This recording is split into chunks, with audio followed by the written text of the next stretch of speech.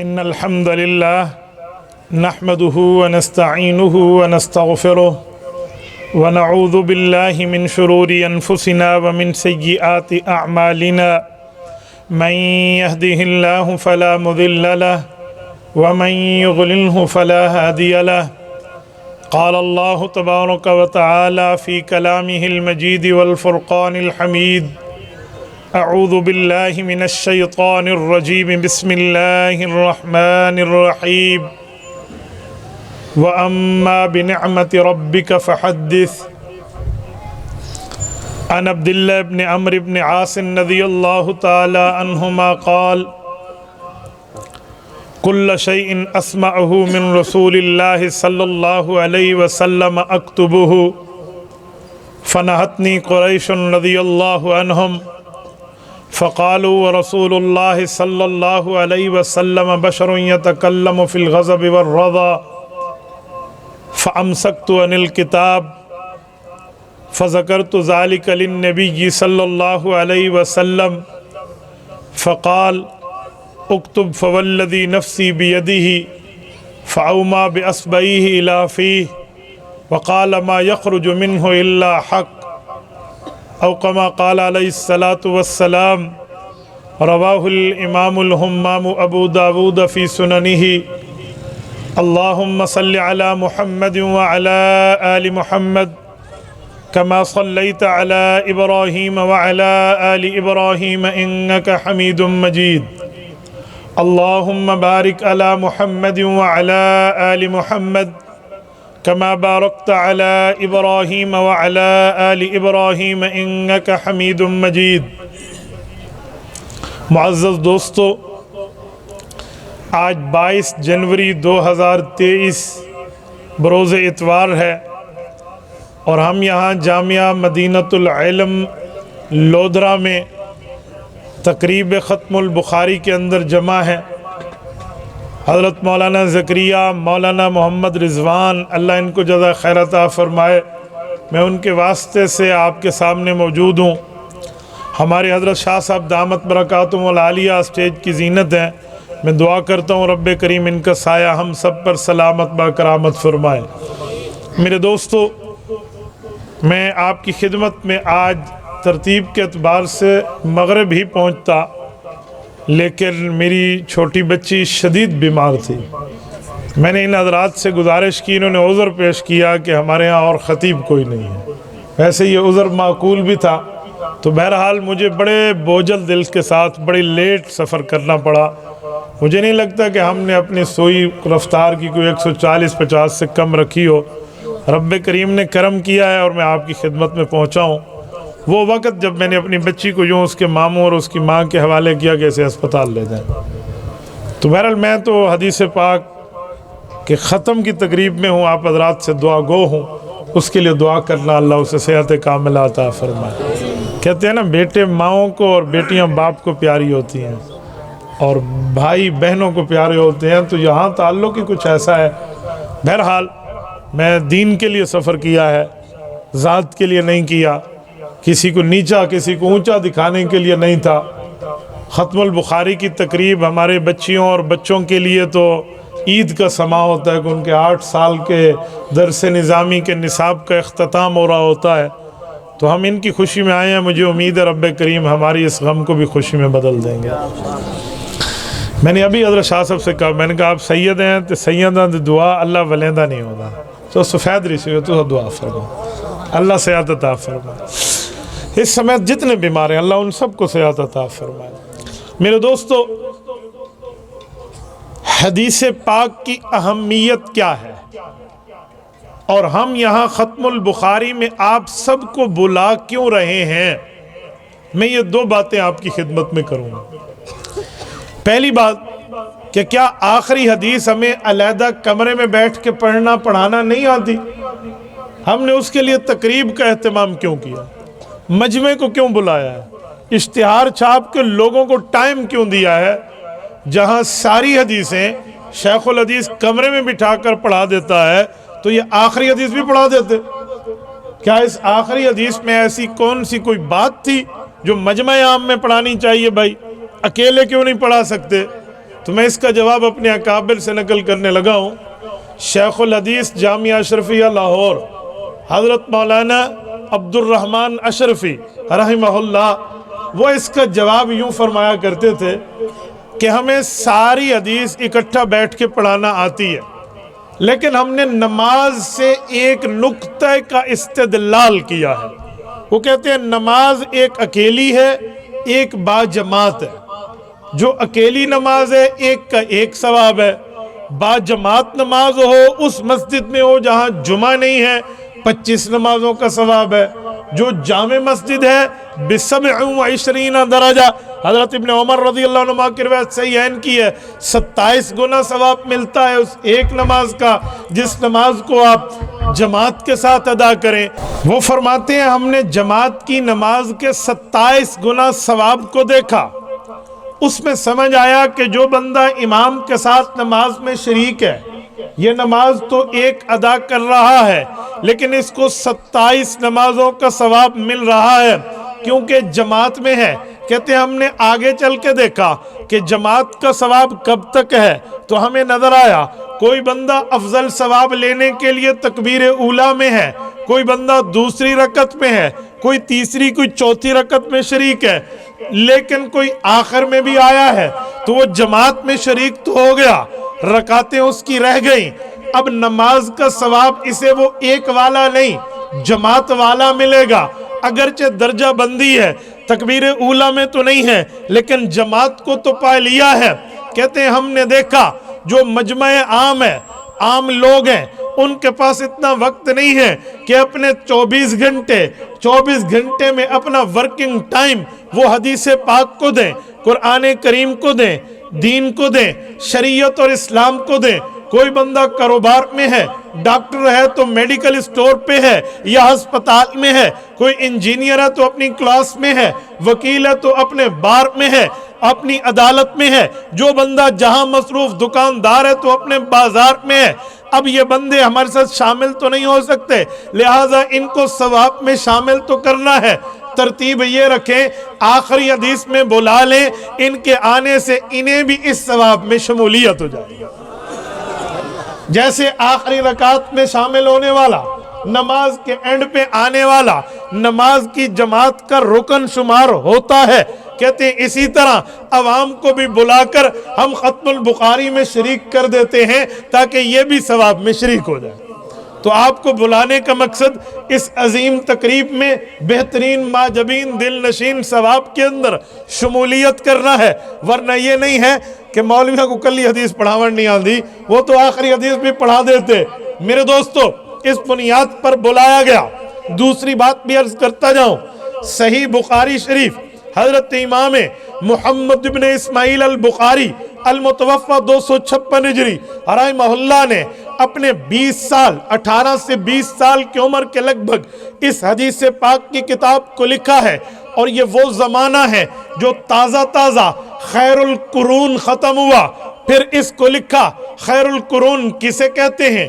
جمعہ کے خطبے میں امام خطیب آپ کے سامنے عصا پکڑ کے منبر پہ جو قرآن اور احادیث پر مشتمل خطبہ دیتا ہے، اس میں ایک حدیث پاک آپ سنتے رہتے ہیں۔ حدیث پاک ہے خیر القرون قرنی ثم الذین یلونہم ثم الذین یلونہم۔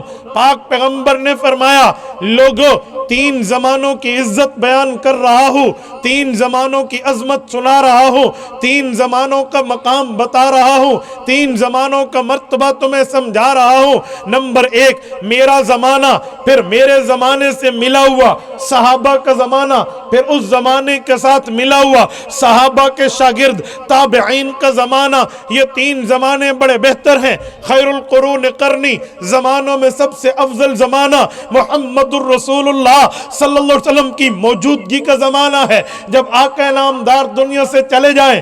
ثم الذین یلونہم، پھر اس کے ساتھ جو زمانہ ملا ہے وہ زمانہ سب سے قریب تر، وہ حضور پاک کے بعد باقی زمانوں سے افضل ہے۔ ثم الذین یلونہم، پھر اس کے بعد جو زمانہ صحابہ کے بعد صحابہ کے شاگرد تابعین والا ملا ہے، پھر وہ زمانہ باقی زمانوں سے افضل ہے۔ ان جن زمانوں کو خیر القرون کہتے ہیں، اچھے زمانے کہتے ہیں، بہتر زمانے کہتے ہیں، بھلائی والے زمانے کہا جاتا ہے، تو میرے پاک پیغمبر نے جن زمانوں کو بہتر کہا، زمانہ نبوی، زمانہ صحابہ، زمانہ تابعین ہے، تو حضور پاک علیہ السلام کا زمانہ یعنی جب تک حضور دنیا میں تھے، سن 10 ہجری ہے، 11ویں ہجری کا ربیع الاول شروع ہوتا ہے، محرم صفر ربیع الاول، ابھی تیسرا مہینہ 11ویں ہجری کا شروع تھا، رسالت مآب دنیا سے پردہ فرما گئے تو سن 10 ہجری پر نبوی زمانہ ختم ہوتا ہے، سن 10 ہجری سے لے کر 110 ہجری پوری 100 سال صحابہ کا زمانہ گزرا ہے۔ یہ دوسرے نمبر پہ اس دھرتی کے تمام زمانوں میں سب سے افضل، اولا، اشرف، اکرم اتنا بڑا درجہ رکھتا ہے کہ باقی زمانوں کا امام زمانہ کہلاتا ہے۔ اس کے بعد اگلا زمانہ ثم الذین یلونہم، پھر صحابہ کے شاگرد، صحابہ کرام کے براہ راست صحابہ کو دیکھ کے ایمان لا کے صحابہ کی اتباع کرنے والے تابعین ہیں، جنہیں قرآن کریم سورت نمبر 9 سورت توبہ آیت نمبر 111ویں پارے کا پہلا صفحہ رب کریم فرماتے ہیں والسابقون الاولون من المہاجرین والانصار والذین اتبعوہم بإحسان رضی اللہ عنہم ورضوا عنہ، فرمایا پیغمبر کے صحابہ اس دھرتی کے افضل لوگ ہیں۔ اس کے بعد والذین اتبعوہم، اصل میں والذین اتبعوہم، وہ لوگ جنہوں نے صحابہ کی اتباع کی یعنی تابعی بنے، پھر ان کا زمانہ سب سے افضل ہے، رضی اللہ عنہم ورضوا عنہ، ان سے اللہ راضی، یہ اللہ سے راضی۔ صحابہ کا زمانہ 110 ہجری پہ ختم، تابعین کا شروع ہوا 210 ہجری پہ ختم، 210 ہجری تک اس زمانے کو دعائیں ہیں۔ یہ وہ زمانہ ہے جس میں خیر غالب ہے، بھلائی غالب ہے، اچھائی غالب ہے، یہ وہ زمانہ۔ اس کے بعد 210 ہجری کے بعد کے جو زمانے ہیں اس زمانے کو خیر القرون نہیں کہتے، لیکن رب نے کرم یہ کیا جب حضور کا زمانہ گزرا، صحابہ کا زمانہ گزرا، تابعین کا زمانہ گزرا، اب خیر والے زمانے تو ختم ہوئے، اگلے زمانے میں رب کریم نے امام بخاری کو توفیق دی ہے کہ انہوں نے صحیح بخاری لکھ کے اس زمانے کو بھی بہتر کر دیا۔ اس سے پچھلے زمانے بھی بہتر ہے، اس سے پچھلے صحابہ کا زمانہ ہے، صحابہ کے بعد تابعین کا ہے۔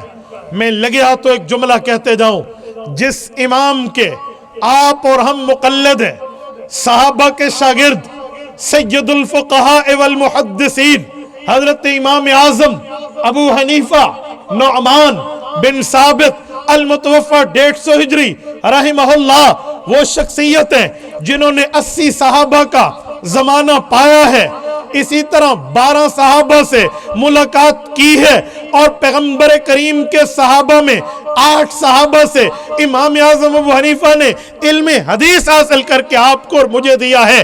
امام ابو حنیفہ کی پیدائش صحابہ کے زمانے میں ہے، وفات تابعین کے زمانے میں ہے۔ فقہ حنفی ماننے والوں مبارک ہے تم لوگوں کو، تم اس نبی پاک کی شریعت کو اس امام سے سمجھ کے عمل کرتے ہو جس کو علمی دودھ پیغمبر کے صحابہ نے پلایا ہے، جسے سنبھالا پیغمبر کے صحابہ کے شاگرد تابعین نے۔ امام ابو حنیفہ، اسی لیے اپنی امام کی تاریخ یاد رکھا کرو، ہمیں تاریخ یاد نہیں ہوتی جس وجہ سے ہم پریشان ہو جاتے ہیں۔ صحیح بخاری کا بڑا درجہ، بڑا مرتبہ، بڑا رتبہ، بڑی حیثیت، بڑی ویلیو، لیکن یہ معاملہ امام بخاری کے رتبے کا بعد میں ہے، امام ابو حنیفہ کا پہلے ہے۔ کہیں یا ادھر سے اٹھنے کے بعد کوئی تمہیں گمراہ نہ کر دے، اجی مولوی نے صحیح بخاری کی بڑی تعریف کی ہے تو صحیح بخاری شریف، صحیح بخاری، بابا صحیح بخاری علی الراس والعین، ہماری آنکھوں کی ٹھنڈک، لیکن رتبے کا فرق ہے۔ جس طرح عثمان غنی بڑا رتبہ رکھتے ہیں، عمر فاروق بڑا رتبہ رکھتے ہیں، علی حیدر کرار بڑا رتبہ رکھتے ہیں، معاویہ بن ابی سفیان بڑا مقام رکھتے ہیں، عبداللہ ابن مسعود بڑا رتبہ رکھتے ہیں، عبداللہ ابن عباس بڑا رتبہ رکھتے ہیں، عبداللہ ابن زبیر بڑا رتبہ رکھتے ہیں، لیکن یہ تمام ہی پیغمبر کے صحابہ بعد میں ہیں، حضرت ابو بکر پہلے ہے۔ کسی صحابی کی تعریف کرنے سے، اس کی فضیلت بتانے سے، اس کا مرتبہ سنانے سے، اس کی حیثیت بیان کرنے سے یہ مطلب نہیں ہے کہ حضرت ابوبکر صدیق کا رتبہ کم ہو گیا۔ بھائی امام بخاری کی صحیح بخاری پڑھنے سے، امام بخاری کی صحیح بخاری پڑھانے سے، امام بخاری کی صحیح بخاری کو اپنے نصاب میں شامل کرا کے آخری حدیث میں ختم البخاری کرنے سے یہ معنی نہیں ہے کہ آپ امام ابو حنیفہ کی مخالفت سمجھ لو۔ امام ابو حنیفہ اپنی جگہ مسلم امام ہے۔ اور میرے دوستو آؤ، میں نے کہا میں صحیح بخاری پہ ایک جملہ کہنے لگا ہوں۔ امام بخاری رحمت اللہ علیہ بھی امام ابو حنیفہ کے بڑے قدردان ہیں۔ کچھ لوگ کہتے ہیں جس جگہ امام ابو حنیفہ پہ رد کیا ہے، شاید میرا جملہ کسی کو تکلیف دے دے، لیکن میں تجربہ رکھتا ہوں اس معاملے میں۔ ہم نے بخاری الحمدللہ پڑھی بھی ہے، ایک نہیں کئی بار پڑھائی بھی ہے۔ امام ابو حنیفہ پہ رد نہیں ہے، وہ رد ان پہ جاتا ہے جو لوگ اہل حق نہیں ہوتے، لیکن امام بخاری پہ رد امام ابو حنیفہ پہ لوگ سمجھ جاتے ہیں، عقل کا فطور ہے۔ اگر آپ صحیح بخاری کی شرح عمدۃ القاری کھولیے، علامہ بدر الدین عینی رحمہ اللہ المتوفى 855 ہجری نے صحیح بخاری کی 18 جلدوں میں شرح عمدۃ القاری لکھی ہے۔ جس جگہ کتاب الاقراء، کتاب الحیر میں یا قال بعض الناس میں جہاں رد کی بات لوگ کرتے ہیں، اس جگہ انہوں نے جو رد کیا ہے مرجیہ کے عقیدے پر رد ہے، امام ابو حنیفہ پہ نہیں بنتا۔ اور اگر کوئی کہتا ہے امام بخاری امام ابو حنیفہ پہ رد کرتے تھے، آؤ میں اس سوال کے جواب میں بھی وہ چھوٹی سی کھڑکی بھی بند کر دیتا ہوں جو لوگ زبردستی کھولنا شروع کرتے ہیں۔ میں نے کہا کھولیے صحیح بخاری شریف، ہم صحیح بخاری کے شروع کو دیکھتے ہیں۔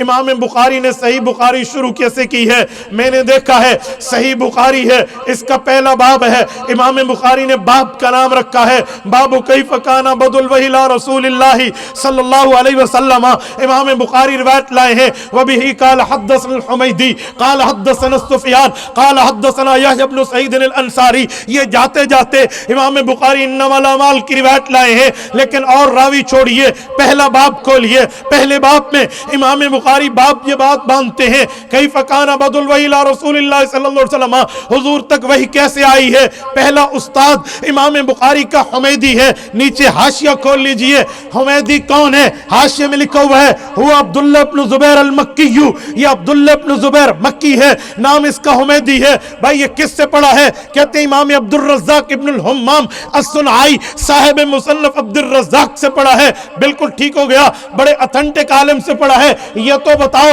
عبد الرزاق جو امام بخاری کا دادا استاد، حمیدی کا ابا استاد ہے، یہ کس سے پڑھا ہے؟ تو آگے لکھا ہوا ہے عبد الرزاق ابن حمام جو امام بخاری کا دادا، امام بخاری کے استاد کا ابا استاد ہے، وہ امام اعظم ابو حنیفہ کا شاگرد ہے۔ بھائیوں میں کیسے سمجھوں؟ امام بخاری سے امام ابو حنیفہ کا مخالف ہے۔ امام بخاری رحمہ اللہ نے پہلا لفظ جو حدیث پاک کا شروع کیا ہے وہ امام ابو حنیفہ کے شاگردوں کو سلام کر کے کیا ہے۔ میں کیسے مانوں؟ کیسے مانوں؟ آئیے آگے آئیے، باقی تو چھوڑیے۔ امام بخاری رحمت اللہ علیہ کی صحیح بخاری کے چند اور اساتذہ دیکھتے ہیں۔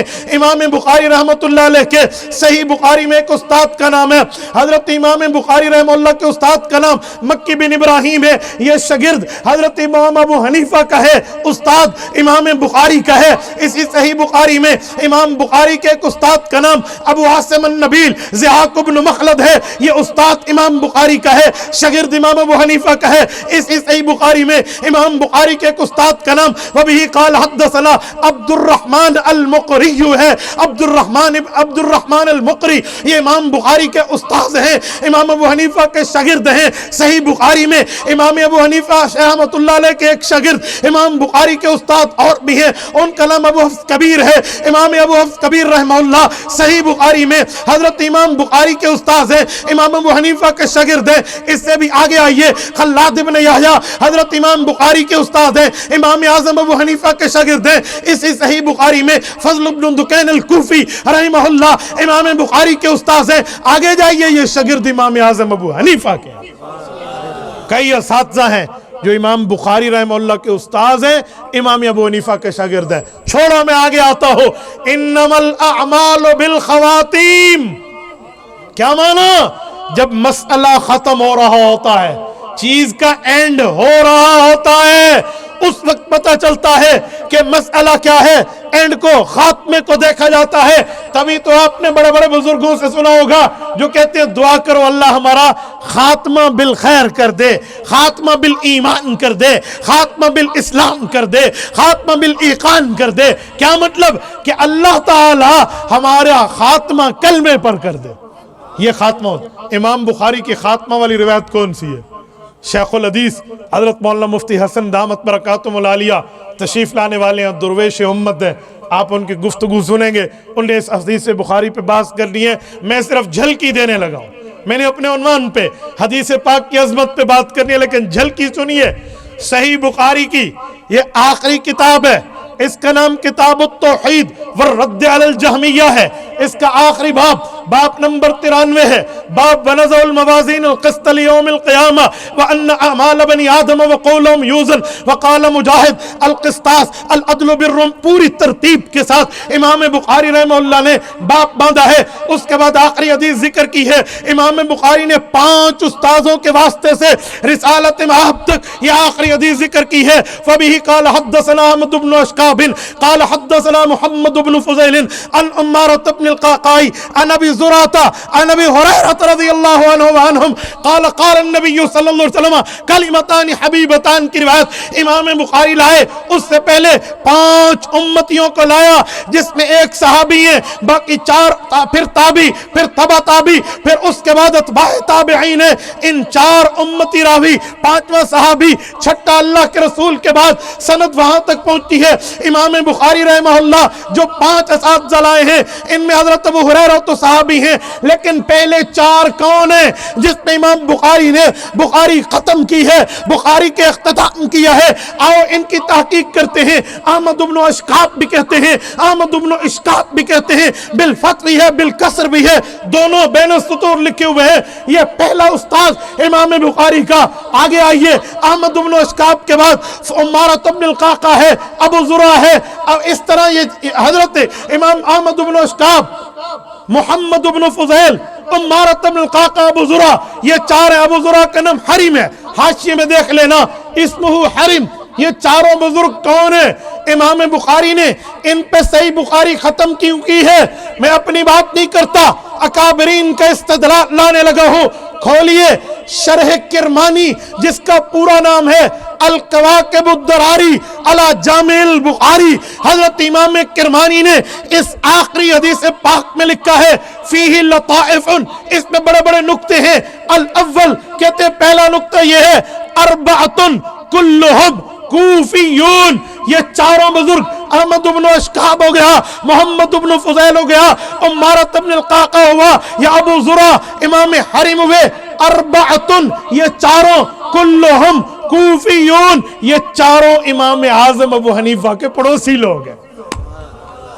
امام بخاری نے بخاری شروع کی ہے، امام ابو حنیفہ کے پوتے شاگرد سے کی ہے۔ امام بخاری نے بخاری ختم کیا ہے، امام ابو حنیفہ کے در پہ ختم کیا ہے۔ اور بخاری ابو حنیفہ کے در سے شروع ہو کے ابو حنیفہ رحمہ اللہ کے در پہ ختم ہوتی ہے۔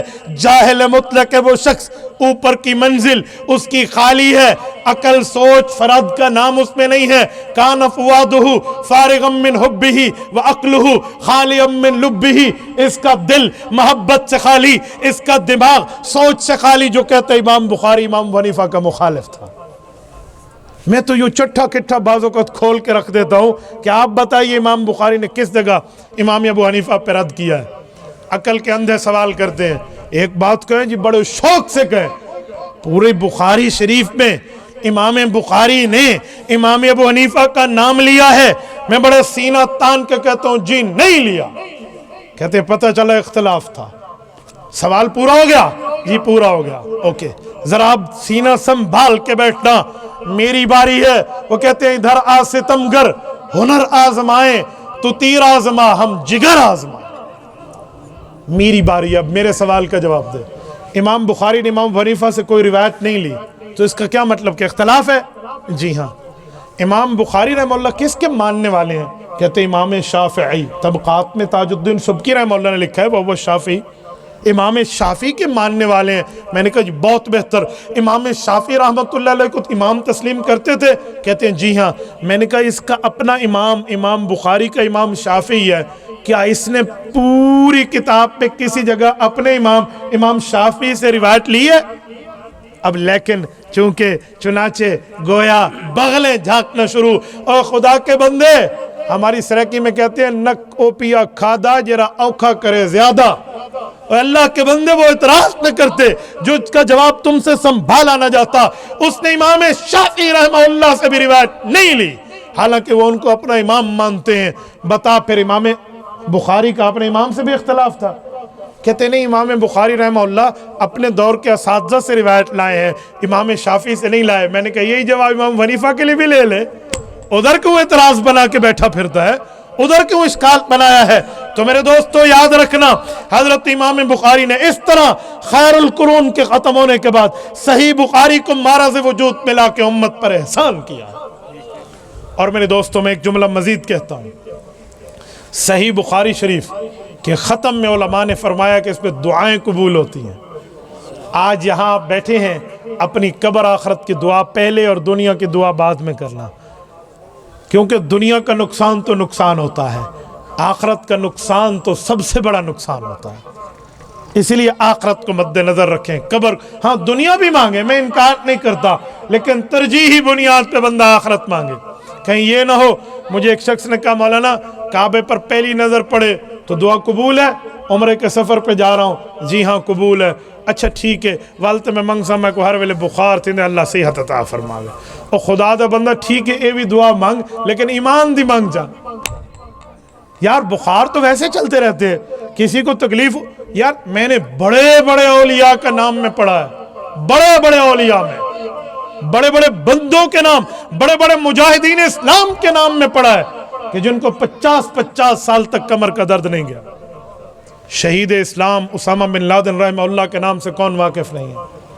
اسامہ نے خود یہ انٹرویو میں حامد میر کا آپ پڑھ لیں، کہتے 44 سال سے مجھے بیک بون، یہ جو ریڑھ کی ہڈی ہے اس میں مجھے درد ہے، کیا کرو گے آپ؟ تو یہ تکلیفیں چلتی رہتی ہیں، ان تکلیفوں پہ دل چھوٹا نہیں کرتے۔ وہ کہتے ہیں نا لطف سجن دم بدم، کہر سجن گاہ گاہ، این سجن واہ واہ، اون سجن واہ واہ۔ میرے دوستو صحیح بخاری شریف حدیث پاک کی کتاب ہے، اور صحیح بخاری میں امام بخاری رحمت اللہ تعالی علیہ نے جتنی احادیث پاک کو ذکر کیا ہے، ان احادیث پاک میں ہمیں نظر آتا ہے حضرت امام بخاری رحمہ اللہ شروع کرتے ہیں مکہ مکرمہ کی وحی سے، ختم کرتے ہیں حضرت ابو ہریرہ پہ۔ سوال اٹھتا ہے بھائی وجہ کیا ہے؟ امام بخاری نے شروع مکہ مکرمہ سے کیا ہے، ختم حضرت ابو ہریرہ پہ کیا ہے۔ وجہ کیونکہ امام بخاری پہلا راوی حمیدی لائے ہیں، حمیدی مکہ مکرمہ کے رہنے والے ہیں، اور آخری امت میں صحابی راوی حضرت ابو ہریرہ لائے ہیں، یہ مدنی ہیں، ان کی قبر مبارک آج بھی مدینہ میں موجود ہے۔ جو لوگ سعودیہ گئے ہیں نا وہ جانتے ہیں کہ سعودیہ کے ایک شہر ہے الباحہ، بہت ٹھنڈا ایریا، مری کی ٹھنڈک کو بھی پیچھے چھوڑ دے، الباحہ اتنا ٹھنڈا ہے۔ اور حضرت ابو ہریرہ کا قبیلہ دوس اسی الباحہ کا رہنے والا ہے، یہ قبیلہ دوس جو ہے وہ الباحہ کا رہنے والا ہے۔ آپ کو بھی ویدر آف الباحہ ان سعودی عرب لکھیے، آپ کو گوگل بھی بتا دے گا کہ وہاں کا ویدر اور موسم کیا ہوتا ہے۔ میرے دوستو یہ حضرت ابو ہریرہ رضی اللہ عنہ ہے، اس پر امام بخاری نے ختم کیا مدنی پر۔ وجہ علماء فرماتے ہیں وجہ یہ ہے حضرت امام بخاری نے عنوان قائم کیا تھا کیف کان بدء الوحی الی رسول اللہ صلی اللہ علیہ وسلم، کہ اللہ کے نبی پر وحی کا ابتدائیہ کیسے ہوا، وحی شروع کیسے ہوئی، قرآن کی سٹارٹنگ کیسے ہوئی، یہ عنوان ہے، مین چیپٹر ہیڈنگ ہے۔ پھر اس پر دلائل لائے ہیں، تو پہلا راوی مکی لائے ہیں تاکہ پتہ چلے وحی مکہ مکرمہ سے شروع ہوئی ہے۔ اور امام بخاری نے صحیح بخاری میں سب دلائل دے کر حضرت ابو ہریرہ آخری امتی راوی مدنی لائے ہیں۔ اشارہ بڑا کنایے کے ساتھ دیا ہے، لوگوں جو وہی مکہ سے شروع ہوئی تو وہ مدینہ طیبہ میں آ کر پوری ہو گئی۔ یہ بعض اشارے امام بخاری رحمۃ اللہ علیہ کے ایسے ہیں جن اشاروں میں جو چیزیں موجود ہوتی ہیں ان کو پھر غور و خوض سے سمجھنا پڑتا ہے۔ حضرت امام بخاری رحمہ اللہ پہلا راوی جو لائے ہیں اس کا نام ہے حمیدی، آخری حدیث کی سند میں پہلا راوی جو لائے ہیں اس کا نام ہے احمد. کہتے ہیں وجہ شروع میں بھی حمد آخر میں بھی حمد, پہلا راوی بھی حمد کے لفظ سے اور آخری حدیث کا پہلا راوی بھی حمد کے لفظ سے. کہتے ہیں قرآن کریم میں ہے لہ الحمد فی الاولی والآخرہ, اللہ رب العزت کی حمد شروع میں بھی کرو آخر میں بھی کرو. اسی لیے تو گفتگو میں آپ سنتے ہیں الحمدللہ نحمدہ یا نحمدہ ونستعینہ, ہم حمد سے شروع کرتے ہیں اور جب ختم کرتے ہیں وآخر دعوانا ان الحمدللہ تب بھی حمد کہتے ہیں. تو اس آیت پہ عمل ہے, شروع میں بھی حمد ہے آخر میں بھی حمد ہے. امام بخاری نے خطابت کے اس اصول کو مد نظر رکھا, پہلا راوی بھی احمد پہلا راوی بھی حمیدی حمد چلائے ہیں, آخری راوی احمد بھی حمد چلائے. کہتے ہیں اس کی ایک اور وجہ بھی ہے جی, وجہ یہ ہے کہ امام بخاری رحمہ اللہ نے ختم نبوت پہ دلیل دی ہے. کہتے ہیں جی ختم نبوت پہ دلیل کیسی؟ فرمایا عقیدہ ختم نبوت یہ ہے رسالت مآب علیہ السلام کے نام میں نام نامی اسم گرامی میں بھی حمد موجود ہے. زمین پہ نام محمد, آسمان پہ نام احمد, اور یہ نام قرآن کریم میں ذکر ہے 4 جگہ محمد 1 جگہ احمد. رب کریم نے آیات میں منشن فرما کر قرآن کا حصہ بنایا ہے.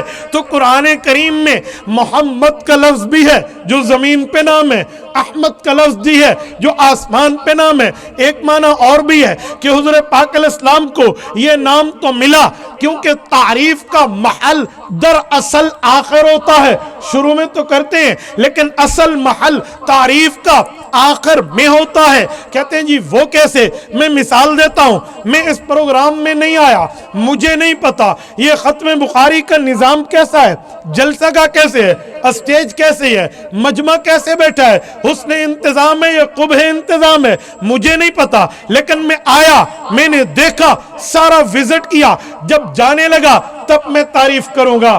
حسن انتظام بھی تھا, مجمع نے بھی بڑی غور سے سنا, علماء اور منتظمین نے بھی بڑی محنت کی, ماشاءاللہ بہترین ماجبین دل نشین حسین. پھر میں تعریف کروں گا جب اینڈ ہوگا. تو تعریف ہمیشہ اینڈ پہ ہوتی ہے. حضرت امام بخاری رحمہ اللہ نے حضور پاک کے نام کو سامنے رکھا کہ حضور کا نام محمد ہے, باقی کسی نبی میں مادہ حمد والا نام تو نہیں ہے, یہ آخری نام حضور پاک کو محمد ملا. کیوں ملا؟ فرماتے ہیں وجہ کہ تعریف آخر میں ہے تو پتہ چلا ہمارا نبی بھی آخری نبی ہے. اسی لیے اللہ نے حضور پاک پہ جو قرآن اتارا پہلی سورت اقرا بسم ربک الذی تھی, لیکن حضور پاک نے صحابہ کرام سے پہلی سورت لکھوائی کون سی؟ الحمدللہ. پتا چلا حمد سورت ہے, حمد تعریف کو کہتے ہیں, تعریف آخر میں ہے تو آخری نبی پر اترنے والی کتاب شروع ہو رہی ہے, حمد آخر میں, اس لیے الحمدللہ. اچھا حضور پاک کو امت رب نے دی, امت کا نام رکھا امت حمادون, تعریف والی امت. کیوں؟ محمد و احمد کی امت, امت حمادون. آسمان پہ نام احمد, زمین پہ محمد, مانا حمد تعریف صلی اللہ علیہ وسلم. تو امت حمادون دے دی, تعریف والے نبی کی آخری امت. پتہ چلا نہ نایا نبی ہے نہ نئی امت ہے, نہ نبی کوئی ہے نہ امت کوئی ہے. یہی تو حدیث پاک ہے.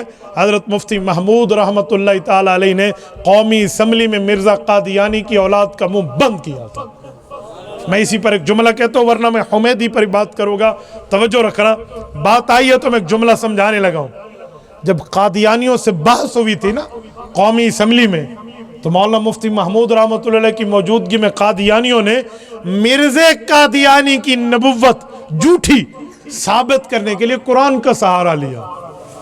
بڑے حیران میں, تو قرآن پاک مرزا دی نبوت کتھے؟ اجی پڑھو کیڑی آیت؟ کہا جی قرآن میں ہے وخاتم النبیین. کہا جی آیت تو ہے سورۃ احزاب آیت نمبر 40 ہے. تو کہتے ہیں اس میں ہے خاتم النبیین. تو ختم نبوت کا معنی کیا ہے؟ حضور آخری نبی ہیں. انہوں نے ختم کا ایک اور معنی لگایا. ایک لفظ کے کئی معنی ہو سکتے ہیں. دیکھو یہ ہے موبائل, پولیس کی چلتی پھرتی گاڑی کو کیا کہتے ہیں؟ موبائل. پھر ایک ہے پیٹرول جو آپ گاڑی میں ڈالتے ہیں, ایک ہے پیٹرولنگ. ایک لفظ کے کئی مطلب. یہ ہے اسپیکر, مائک اور اسپیکر ہے. یہ مائک اور وہ, اس اسپیکر کا کیا مطلب ہے؟ یہ اسپیکر، ہاں نا. اور اسی طرح اگر قومی اسمبلی میں کا اسپیکر 2 نمبر ہے پھر یہ مراد ہوگا. تو وہاں اور لفظ، ہر لفظ کے کئی معنی ہوتے ہیں. تو قادیانیوں نے ڈنڈی ماری درمیان میں. اجی کیا کہا؟ خاتم النبیین لفظ ہے نا، تو ختم نبوت کا مطلب صرف یہ نہیں ہے حضور آخری ہیں. ختم نبوت کا مطلب ہے حضور مہر والے نبی ہیں، کیونکہ ختم اللہ علی قلوبہم، خاتم کا ایک مادہ ختم ہے، اس کا معنی مہر ہوتا ہے.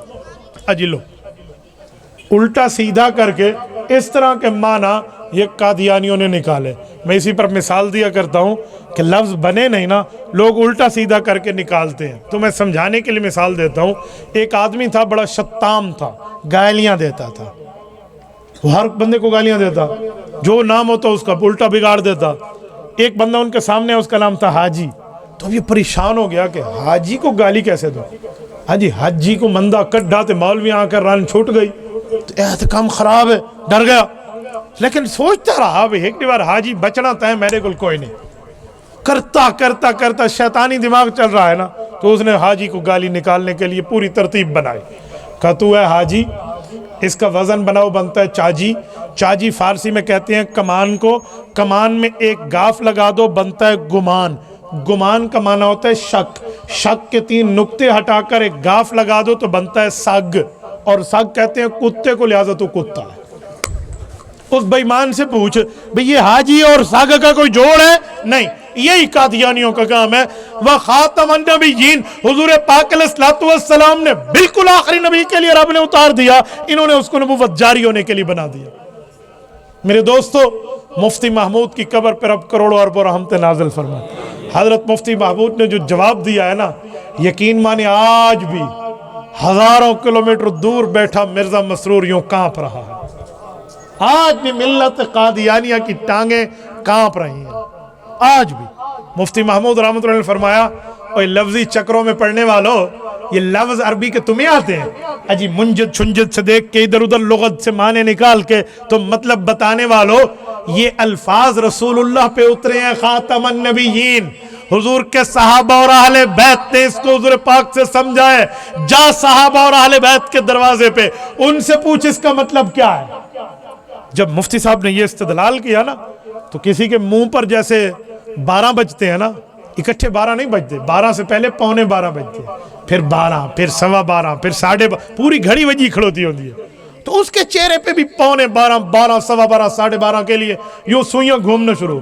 مفتی صاحب نے کہا آؤ پورا صحابہ کے مجمع میں، پوری پیغمبر کی اہل بیت میں ایک حدیث سنا دیں جو حضور پاک نے اس آیت کو پڑھاتے ہوئے، پیغمبر علیہ السلام نے صحابہ کو سمجھاتے ہوئے اس کا مطلب یہ بیان کیا ہو کہ آخری نہیں ہے، مہر ہے. پڑھو، جرت ہے تم میں تو پیش کرو. مجال کے کوئی پیش کرے. تو مفتی محمود رحمۃ اللہ نے کہا، وہ کہتے ہیں نا، نہ خنجر اٹھے گا نہ تلوار ان سے، یہ بازو میرے آزمائے ہوئے ہیں. مفتی صاحب نے کہا جی میں آیت پڑھتا ہوں، میں حدیث پڑھتا ہوں، سنیں. میں نے آیت پڑھ دی، خاتم النبیین آیت تو پڑھی ہوتی. کہا اس کی حدیث پاک میں شرح ہے. جب یہ آیت اتری، مسند البزار میں ہے، حضرت ابو ہریرہ رضی اللہ تعالیٰ عنہ فرماتے ہیں اللہ کے رسول صلی اللہ علیہ وسلم نے اس کا مطلب بتایا. خاتم النبیین کا مطلب یہ ہے، انا آخر الانبیاء وانتم آخر الامم. مجھ محمد صلی اللہ علیہ وسلم کے بعد نایا نبی نہیں ہے، امت محمدیہ کے بعد نئی امت نہیں ہے. تخت ختم نبوت زندہ باد، فکر اسلام حضرت مولانا مفتی محمود زندہ باد،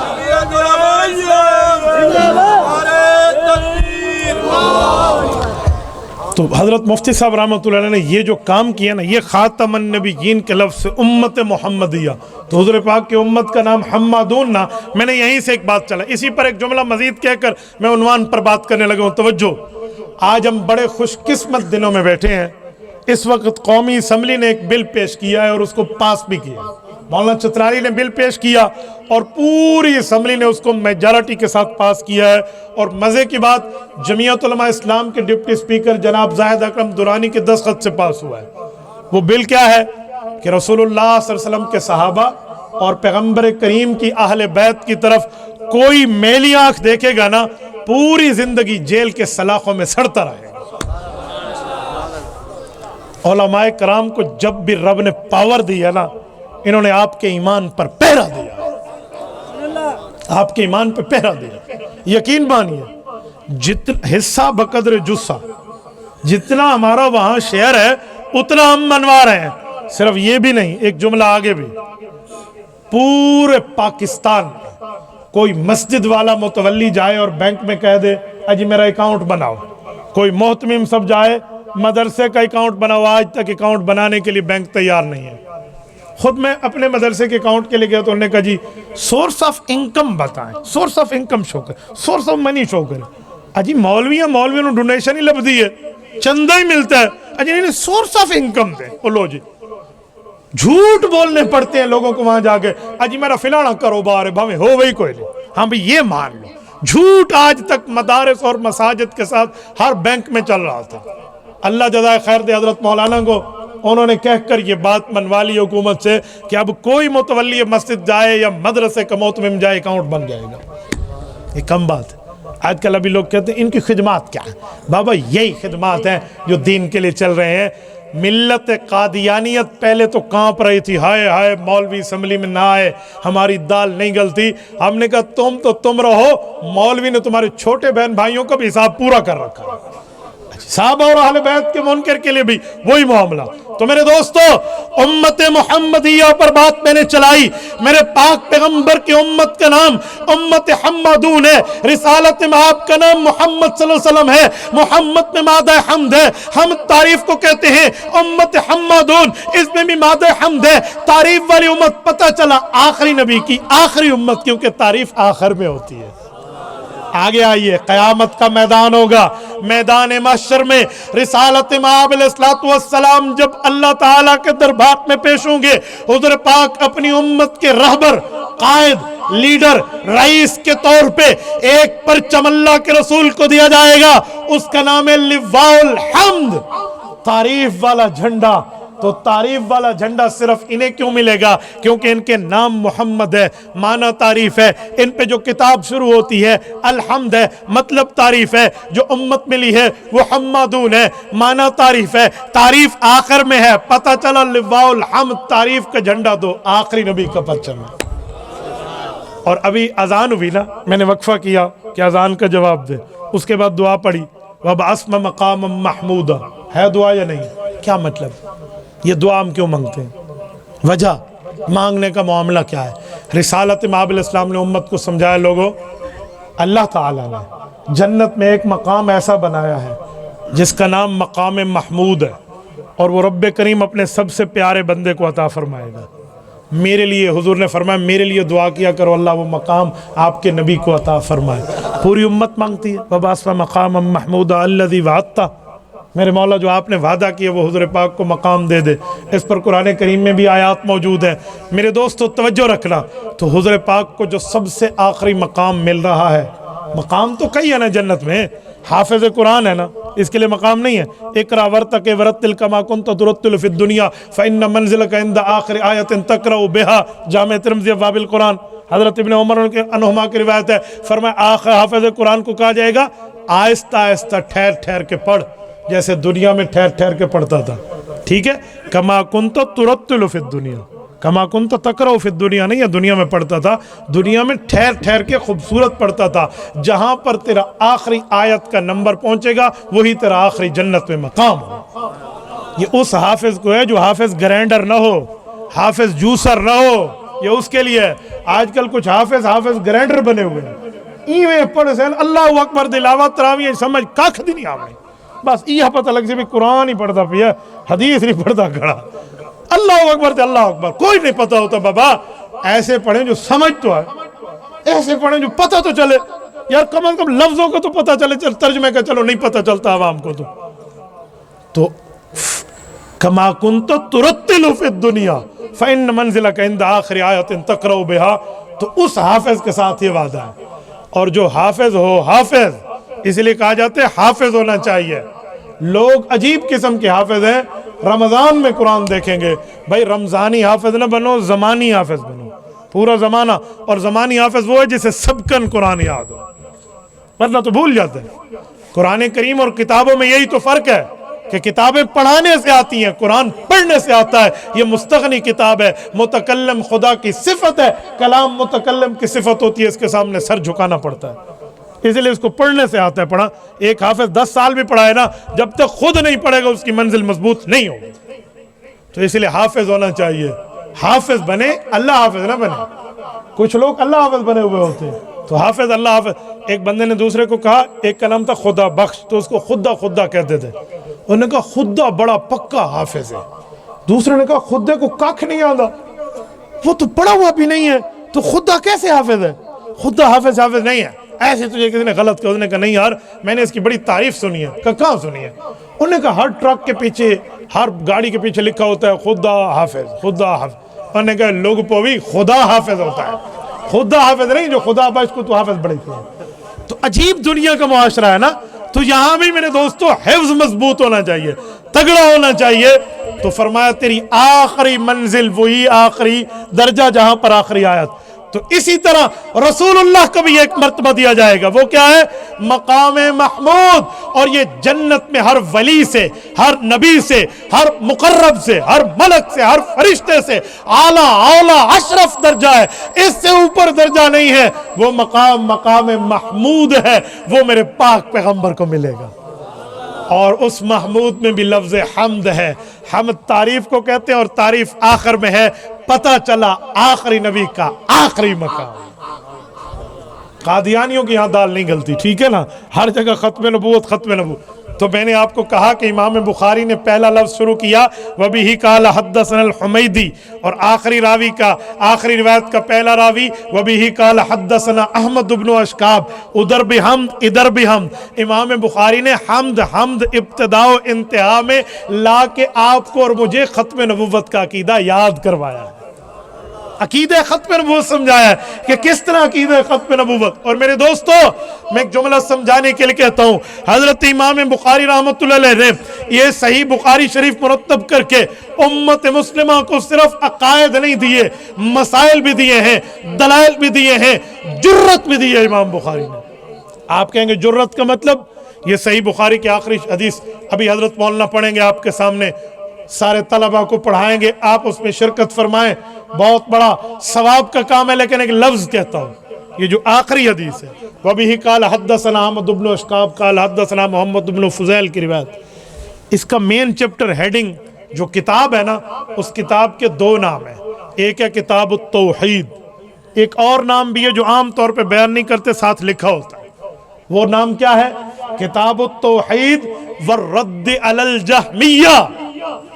کتاب الرد علی الجہمیہ، جہمی فرقے پر رد، جو 2 نمبر عقیدے دیتے تھے، 2 نمبر مسئلے سناتے تھے، گھڑانتو مسئلہ، پیٹ سے بنایا ہوا پیٹو مسئلہ سنانے والے جہمی لوگ تھے.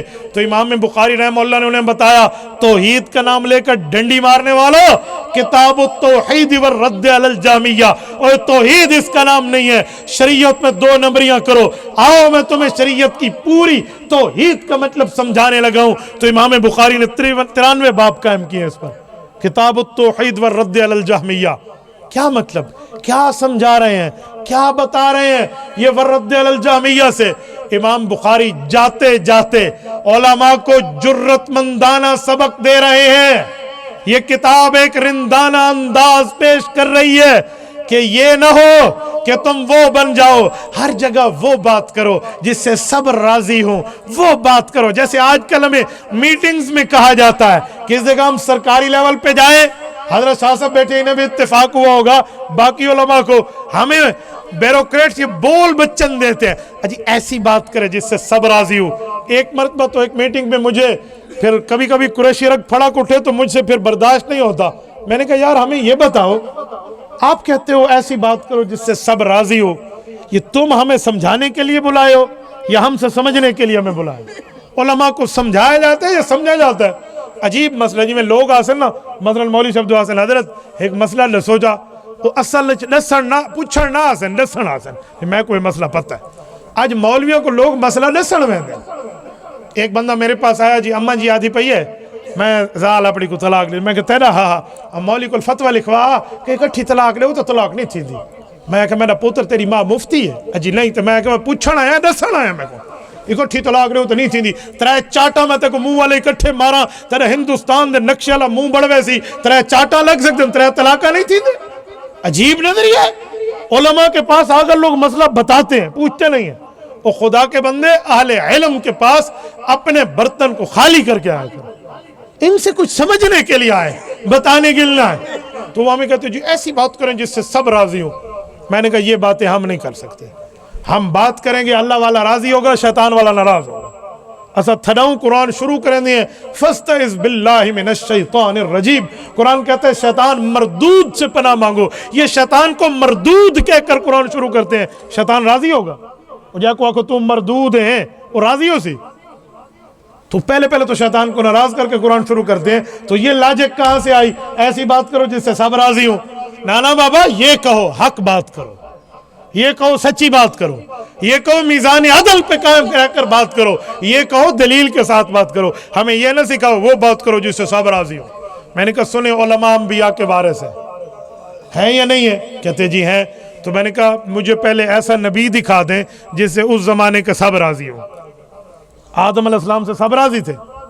انا خیر منہ خلقتنی من نار وخلقتہ من طین. شیطان تو پہلے ناراض تھا. لسو صاحب آپ کہتے جی سب راضی ہوں, نیچے آ جائیں. حابیل اور قابیل کا مقابلہ ہوا ہے, سب راضی تھے. اس سے آگے آئیں, نوح علیہ السلام کا دور ہے. حضرت نوح نے قرآن کہتے ہیں فَلَبِثَ فِيهِمْ أَلْفَ سَنَةٍ إِلَّا 50 عَامًا. 950 سال ان میں تبلیغ کی ہے. اور قوم کیا کر رہی ہے؟ خود اللہ کے نبی حضرت نوح علیہ السلام فرماتے ہیں وَقَالَ نُوحُ رَبِّ لَا تَذَرْ عَلَى الْأَرْضِ مِنَ الْكَافِرِينَ دَيَّارًا إِنَّكَ إِن تَذَرْهُمْ يُضِلُّوا عِبَادَكَ وَلَا يَلِدُوا إِلَّا فَاجِرًا كَفَّارًا. میرے مولا انہیں ذلیل و خوار کر دے, انہوں نے تیری نبی کی عزت نہیں کی. ان کی اولادیں بھی اگر آئیں گی تو میرا تجربہ کہتے ہیں وہ بھی گمراہ ہوں گے. یہ وقت کا نبی کہہ رہا ہے وَلَا يَلِدُوا إِلَّا فَاجِرًا كَفَّارًا. تو سب راضی تھے. حضرت نوح علیہ السلام آگے آئے, حضرت ابراہیم پر آئے. حضرت ابراہیم علیہ نبینا علیہ السلام کو اس بے ایمان نے آگ میں ڈالا تھا. کیا نام ہے, کیا لفظ ہے؟ نمرود. اردو میں تو ایسے ہی بولتے ہیں. میں علماء بھائیوں سے مذاکرے کے لیے کہتا ہوں اصل لفظ نمرود ہے. آپ اٹھا لیں ابن کثیر, اس پر انہوں نے تشکیل عبارت میں نمرود کہا ہے بروزن شمروز پہ. تو لیکن دنیا مشہور نمرود ہے تو ہم بھی نمرود کہتے ہیں. توجہ, یہ جو نمرود بادشاہ ہے اس نے وقت کے ولی کو نہیں, وقت کے عالم کو نہیں, وقت کے پیر طریقت اور شیخ کو نہیں, وقت کے جلیل القدر نبی کے لیے آگ لگوائی ہے. اور اس نے آگ میں وہاں پہنچانے کے لیے اس نے بات کی ہے. تو اس سے بڑھ کے آپ اور کیا کریں گے کہ اس سے سب راضی تھے. تو یہ بے ایمان ایسا کام کیوں کر رہا تھا؟ تو راضی نہیں ہے. یقین مانیے پتہ نہیں کہاں سے اس نے جو ہے نا کیا کہتے ہیں وہ جھولا بنوایا تھا اور کہاں پہ آ کر حضرت ابراہیم علیہ السلام کو آگ میں ڈالا گیا. آپ نے نہ دیکھو, میں نے دیکھا ہے. میں یورپ میں ترکی کے سفر پہ تھا. وہاں ایک شہر ہے عرفہ, یہ بالکل ملک شام کی سرحد پہ. عرفہ میں وہ قلعہ آج بھی صلاح الدین ایوبی رحمہ اللہ کے نام سے, اس میں وہ باقاعدہ وہ دونوں ستون بنے ہوئے ہیں جن کے ساتھ جھولا بنا کر حضرت ابراہیم علیہ السلام کو آگ میں ڈالا گیا. وہ نمرود کے اتنے ہزار سال وہ پرانا پوری آج تک موجود ہے. تو کیا ابراہیم علیہ السلام سے سب راضی تھے؟ تھوڑا آگے آئے. میں چلو مختصر کرتا ہوں. حضرت موسیٰ علیہ السلام پہ ہیں. حضرت موسیٰ علیہ السلام سے سب راضی ہیں. اگر سب راضی ہوتے تو 12 چشمے بن کے پانی کے 12 راستے بنتے اور وہاں سے ہجرت کرتے. کیا سے کیا معاملہ. حضرت عیسیٰ علیہ السلام پہ ہیں. پھانسی دینے کے لیے وہ پوری ترتیب کے ساتھ وہ لوگ آ گئے اور حضور پاک پہ آئے. رسالت مآب علیہ السلام کو مکہ چھڑوایا گیا ہے. قرآن کہتا ہے اذ خرج نہیں اذ اخرجہ الذین کفروا ثانی اثنین اذ ہما فی الغار. اذ اخرجہ, نکلوایا انہوں نے. پاک پیغمبر کے اوپر ان لوگوں نے اتنے ظلم اور تشدد کی بربریت کے پہاڑ توڑ کے رکھ دیے. کیوں؟ قرآن کریم نے جب جہاد کی اجازت دی تو یہ لفظ فرمایا اذن للذین یقاتلون بانہم ظلموا. ان بیماروں نے ظلم کیے تھے, اس وجہ سے پیغمبر کریم علیہ التحیت و تسلیم کے صحابہ کو اجازت دی جا رہی ہے کہ ان کے ساتھ 2 ہاتھ کر لیں. تو اگر وہ سب راضی ہوتے تو یہ کرتے. تو میں نے کہا سنیں, اسی طرح عالم نبی کا وارث ہے تو عالم سے بھی سب راضی نہیں ہوں گے. عالم جب گفتگو کرے گا دلائل پر, حق والے راضی ہوں گے, باطل والے پریشان ہوں گے. اللہ والے راضی ہوں گے, شیطان والے ناراض ہوں گے. یہ ہمیں نہ بتاؤ. اور یہ سبق ہمیں کس نے دیا؟ امام بخاری نے. آخری کتاب لکھی کتاب التوحید, والرد علی الجہمیہ، جہمی فرقہ جو 2 نمبر عقائد و نظریات کا حامل تھا، عوام کو گمراہ کرتا، امام بخاری نے جاتے جاتے اس پر رد بھی سکھایا کہ علماء کی جماعت تمہارا کام امر بالمعروف ہے تو نہی عن المنکر بھی۔ تو میرے دوستو یہ ساری ترتیب امام بخاری رحمہ اللہ نے صحیح بخاری میں آپ کو اور ہمیں سمجھائی ہے۔ اور میرے دوستوں میں ایک جملہ سمجھانے کے لیے مزید عرض کرنے لگا ہوں، حضرت امام بخاری رحمۃ اللہ علیہ کی یہ جو صحیح بخاری کی آخری حدیث ہے، سبحان اللہ و بحمدہ سبحان اللہ العظیم، اسی سے پیچھے کتاب الادب کھولیے تو لکھا ہوا ہے من قال فی یومہ 100 مرہ حطت عنہ خطایا وان کانت مثل زبد البحر۔ فرمایا اگر یہ لفظ آپ نے کہہ لیا تو آپ کے اس دن میں تمام گناہوں کو رب معاف کر دے گا، چاہے سمندر کی جھاگ کے برابر کیوں نہ۔ اور یہاں تو 2 لفظ ہیں، سبحان اللہ و بحمدہ سبحان اللہ العظیم، اس جگہ تو ایک ہی لفظ ہے، سبحان اللہ و بحمدہ۔ 100 مرتبہ جو کہہ لے گا اس کے پورے دن کے گناہوں کو رب معاف فرما دے گا۔ تو ہم ختم البخاری میں بیٹھے ہیں، اسی لیے بہتر ہے بیان ختم کرنے سے پہلے میں آپ حضرات سے مطالبہ کرتا ہوں انگلیاں سامنے رکھیں، جب میں یہاں سے اٹھوں 100 مرتبہ ہر بندہ پڑھ لے سبحان اللہ و بحمدہ سبحان اللہ العظیم، دونوں پڑھ لیں تب بھی ٹھیک ہے، ورنہ سبحان اللہ و بحمدہ پڑھ لیں تب بھی معاملہ آپ کے سامنے ہے، اتنا ثواب ملے گا۔ کریں گے نا انشاءاللہ؟ حفاق المدارس والے زیادہ شعبے کیوں نہیں بتاتے؟ باقیوں نے زیادہ شعبے بنائے ہوئے ہیں، ان کے پاس بچہ جائے تو مختلف شعبے میں رکھتے ہیں، یہاں پر حافظ قرآن ہوٹلوں پہ کام کر رہا ہے، ایسا نہیں ہونا چاہیے، حفاق المدارس کے بارے میں سوچنا چاہیے۔ بھائی آپ کا مشورہ تو بہت اچھا ہے، بہت اچھا ہے، لیکن جس بورڈ کا آپ نے لکھا ہے نا، اس کی قوم نے ان کو اتنا پاؤں پہ کھڑا کیا اپنی بورڈ کو کہ انہوں نے اپنی بورڈ کے لیے اتنے شعبے بنوا دیے ہیں، اور آپ نے حفاق المدارس کے لیے کتنا تعاون پیش کیا، ذرا آپ بھی فرما دیں۔ یہ تو وہی حال ہے، ایک بندے نے مجھے کہا مولانا مسجد میں چوری کا پانی آتا ہے، میں نے کہا وہ کیسے؟ اجی بل لگا ہوا ہے، میٹر نہیں لگا ہوا تو چوری کا پانی آتا ہے، وضو ہوگا؟ میں نے کہا یہ مسئلہ بعد میں ہے، تو اس مسجد کا مقتدی ہے؟ کہتے جی ہاں۔ میں نے کہا تو ہی سے تو پوچھا جائے گا، تو نے مسجد سے کتنا تعاون کیا ہے؟ مولی دے سیر دے اتے سارے کو ہاڑا چاہی کھڑو تر اجی بل لوا چا میٹر لوا چا تے جیب کو ہوا نہ لوا چا، تو مولوی کو کیسے لیتی بھی؟ تو تم لوگ ذمہ دار ہو، باقی حلال حرام دے چکر ہو تو مولوی رسے سر۔ تو یہاں آپ نے وفاق المدارس کے ساتھ کتنا تعاون کیا؟ جس بورڈ کا آپ نے ذکر کیا ہے ان کے فیس بک پہ فالوورز 5 ملین پلس ہیں، یہ وہ لوگ ہیں، اور وفاق المدارس کو تو آپ نے 1 لاکھ بھی فالوور نہیں دیے۔ تو کچھ تو آپ سمجھیں، جتنا آپ اچھا تعاون کریں گے جتنا گڑ اتنا میٹھا انشاءاللہ۔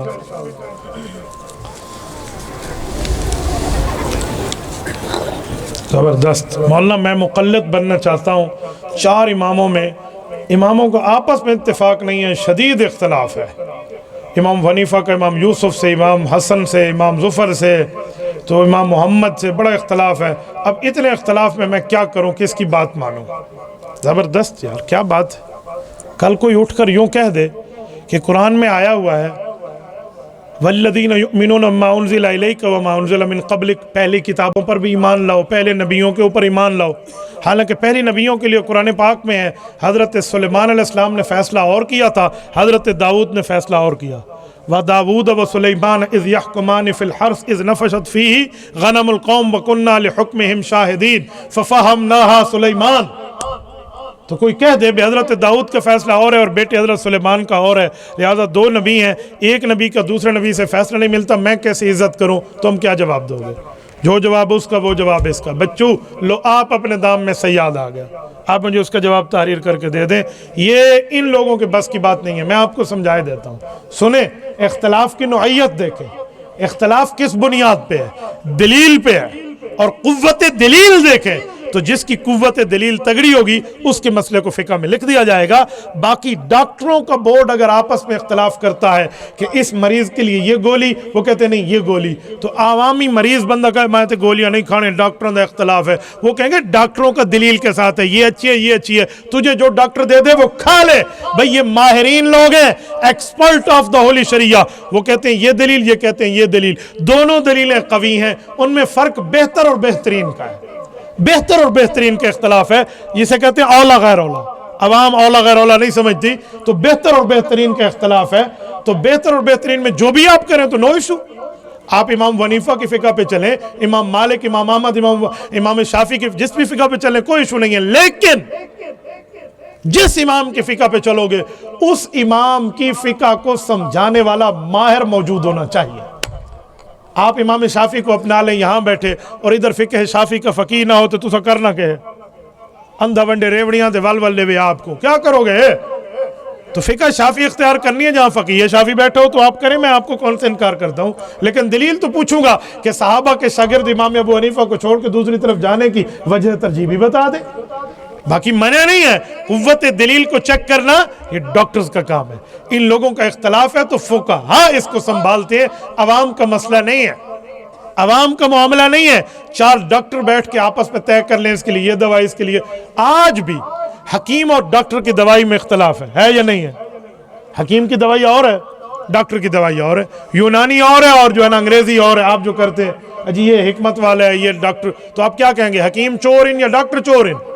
तो हर बंदे की अपनी तहकीक है, आपकी जिसके साथ मामला बने आप कर लें, तो इस पर कोई इशू नहीं है। नंबर 1। नंबर 2, मेरे पाक पैगंबर ने फरमाया, सही बुखारी जिल्द नंबर 2 किताबुल अहकाम बाबु अजरिल हाकिम सफ़ा 1092 कदीमी कुतुबखाना कराची वर्के की दाईं साइड उठाएं। हजरत सहाबी हैं हजरत आमर इब्न आस रज़ी अल्लाह अन्हु, रसूलुल्लाह का फरमान जिक्र करते हैं, इज़ा हकम अल हाकिम फज्तहद व असाब लहू अजरान व इज़ा हकम फज्तहद सुम्मा अख्ता फलहू अज्र औ कमा क़ाल अलैहि सलाम। फरमाए जब मुज्तहिद दलील इज्तिहाद के साथ काम करे और वो ठीक फतवा दे, अल्लाह उसको 2 सवाब देते हैं, और अगर उससे मिस्टेक हो जाए तो 1 सवाब अल्लाह फिर भी देता है। तो इनके इख्तलाफ पर इन्हें नेकी मिलेगी, तेरी तनकीद पर तुझे गुनाह मिलेगा। लिहाजा पुत्र अपनी अख संभाल के टुरो। ये ऑनलाइन काम करने के बारे में पूछ रहे हैं। बाबा ऑनलाइन काम में अक्सर जो है ना ये वेबसाइट जो है उसमें कोई ना कोई यहूदी ईसाई उनसर मौजूद होता है। अक्सर, मैं ये नहीं कहता कि आपकी इस ऑनलाइन कंपनी में है, तो अक्सर होता है, इसलिए ज़रा फूंक के चलें। इसकी पूरी डिटेल आप नेट से ले लें और उलमा और मुफ्तियान कराम के पास आएँ ताकि ये आपको समझा दें। अब मैं सबको नाजायज़ भी नहीं कह सकता और एकदम सब कुछ जायज़ भी नहीं कह सकता, एक एक की शराइत देखनी पड़ती है। हुज्जियत हदीस पर दलाइल वाज़े फरमाया। मुझे शुरू में कह देते मैं टॉपिक हुज्जियत हदीस रख लेता है तो कोई प्रॉब्लम नहीं है। चलो अगर अल्लाह ने आफियत के साथ पहुंचा दिया तो 26 को भी मैंने आना है, मैं अथॉरिटी ऑफ द सुन्ना हुज्जियत हदीस पे बात कर लूँगा। गैर मुस्लिम से ट्यूशन पढ़ाना, गैर मुस्लिम से आप ट्यूशन पढ़ सकते हैं, लेकिन शर्त यह है कि वो अपने मज़हब का दाई ना हो। आप अपने बच्चे को गैर मुस्लिम से ट्यूशन पढ़ाएं और वो अपने मज़हब का दाई हो तो फिर तो आपको बच्चा गया। इसलिए बेहतर है कि उस बंदे को भेजें जो समंदर में तैराकी कर सके या दरिया में, ताकि वो कश्ती पे बैठे, डूबे ही तो तैर के आ जाए, उसको तो भेज दे, वरना आम बच्चे को न भेजें। कब्र पे अजान दी जाती है, एक आलिम ने कहा मुस्तहब है, ज़रा इस बारे में बताएं। कब्र में शैतान नहीं आता, कब्र में शैतान नहीं आता इसलिए कब्र में अजान दी जाती है। हमने तो आज तक सुना है कब्र में फरिश्ते आते हैं, तुम्हारी कब्रें शैतान आते हैं, थोड़ा गुजारा खुदा तो गुहाजते ने वे खबर में फरिश्ते आते हैं। हदीस में आता हो मलकान ए आता हो शैतान, ये तो काम ख़राब है यार। ठीक है, जुमा में इमाम के पीछे जमात में इमाम के पीछे सूरत फातिहा पढ़ सकते हैं या नहीं, वजाहत फरमाएं। मेरे दोस्तों, कुरान करीम और अहदीस नबविया दोनों को मिलाकर देखें तो किरात खल्फल इमाम का मसला समझना बहुत आसान है। सूरत नंबर 7 सूरत आराफ आयत नंबर 204, रब करीम फरमाते हैं वइज़ा क़ुरिअल क़ुरआन फ़स्तमिऊ लहू व अंसितू लअल्लकुम तुरहमून, कि ऐ लोगो जब कुरान पढ़ा जाए तो तुम 2 काम करो। नंबर 1 ज़बान को बंद रखो, नंबर 2 खामोश रहो, तवज्जो से सुनो ताकि तुम्हारे ऊपर रहमत की जाए। हज़रत इमाम अहमद इब्न हम्बल रहमतुल्लाह फरमाते हैं अजमा अल उलमा अला अन्ना हाज़ा नज़लत फ़िस्सलाह, उलमाए कराम का इत्तेफाक है कि आयत नमाज के बारे में उतरी है। ठीक हो गया, इसलिए इमाम के पीछे कुरान नहीं पढ़ सकते। इस बारे में लोग एक हदीस से पाक पेश करते हैं कि हदीस में है हुज़ूर पाक अलैहि सलाम ने फरमाया कि जो आदमी सूरत फातिहा नहीं पढ़ेगा उसकी नमाज नहीं होगी। ला सलात लिमन लम यक़रा बिफ़ातिहतिल किताब। हमने कहा जी बिल्कुल ये हदीस है, लेकिन इस हदीस पाक को भी सहाबी से समझो, सहाबी से हदीस समझो, वहाबी से ना समझो। सहाबी इस हदीस का मतलब खुद समझाता है। जामे तिरमिज़ी जिल्द नंबर 1 अब्वाबुस सलाह में मौजूद है। हज़रत जाबिर रज़ी अल्लाह तआला अन्हु बैठे हैं, हज़रत जाबिर बिन अब्दुल्लाह अल अंसारी रज़ी अल्लाह अन्हु पैगम्बर के सहाबी हैं। उनसे शागिर्दों ने पूछा, खैरुल कुरून का ज़माना है, पूछा मुझे बता बतलाएं। हुज़ूर पाक अलैहिस्सलाम ने जो फरमाया नमाज में सूरत फातिहा पढ़ो तो नमाज होगी वरना नहीं होगी, इस हदीस का क्या मतलब है? ये अकेले नमाजी को हुक्म है या जमात वाले को हुक्म है? तो हज़रत जाबिर पैगंबर के सहाबी ने फरमाया इन्नमा इज़ा कान वहदा, ये मुक्तदी को नहीं है, अकेले नमाजी को हुक्म है। तो बाबा वो अकेले नमाजी की बात है। इसलिए हदीस पाक क्या है, हदीस को वहाबी के बजाय सहाबी से समझें तो इख्तलाफ नहीं होता। मुफ्ती साहब काला कपड़ा पहनना कैसा है? मुहर्रम में ना पहने, मुशाबियत होती है, आम दिनों में पहनने में हर्ज नहीं है। ये नहीं कह रहा सवाब है, मुस्तहब है, पसंदीदा है, ये नहीं है। पसंदीदा लिबास तो सफ़ेद है, लेकिन अगर कोई काला कपड़ा पहनता है मुशाबियत के दिनों में ना पहने, आप आम दिनों में पहन ले तो गुंजाइश है। आप हज़रत मौलाना तर जमील साहब को बुरा कहते हैं, क्यों? इन्ना लिल्लाहि व इन्ना इलैहि राजिऊन। मैं तो मौलाना को बुरा नहीं समझता, मौलाना तो माशाल्लाह बहुत अच्छे आलिम दीन है। एक मसले पे इख्तलाफ दलील के साथ हमने एक जगह जिक्र किया है। हज़रत मौलाना ने जो हिमायत की थी उस पार्टी की, तो हमने कहा मौलाना या पार्टी ज्वाइन कर लें और या आप पीछे हट जाएं। आप तबलीगी जमात में रहकर इस तरह की मैत फरमाएंगे तो एतराज़ आएगा। तो इस तरह अदब के साथ एतराज़ करने में क्या कहते हैं, बुरा कहते हैं? अजीब बात है। कुछ दिनों पहले मुझसे किसी ने पूछा मौलाना तर जमील 49 अरब खा गया। मैंने कहा जी मेरा इख्तलाफ दलील पर है, मौलाना की ज़ात पे नहीं है। मैं आज भी उसको बददियानत नहीं कहता, दियानतदार कहता हूँ। इसका ये मतलब थोड़ी है किसी से एक मसले में आपका इख्तलाफ है, जब बददियानत के फतवे ठोंक दें।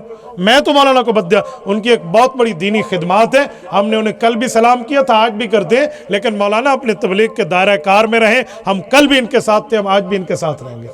इख्तलाफ दलील का होता है, जलालत का नहीं होता। तो एक मसले में दलील के साथ अपने बड़े को हमने जो है ना क्या कहते हैं एक दरख्वास्त पेश की है, तो इसको आप यूँ न कहें कि आप उनको बुरा कहते हैं, ये कहते हैं, वो कहते हैं। ये पर से परिंदा बनाना अवाम का काम होता है, लिहाजा एक ही नुक्ते ने महरम से मुजरिम बना दिया। जज़ाकुमुल्लाहु ताला। अक़ूलु क़ौली हाज़ा व अस्तग़फ़िरुल्लाह व आख़िरु दअवाना अनिल हम्दुलिल्लाहि रब्बिल आलमीन।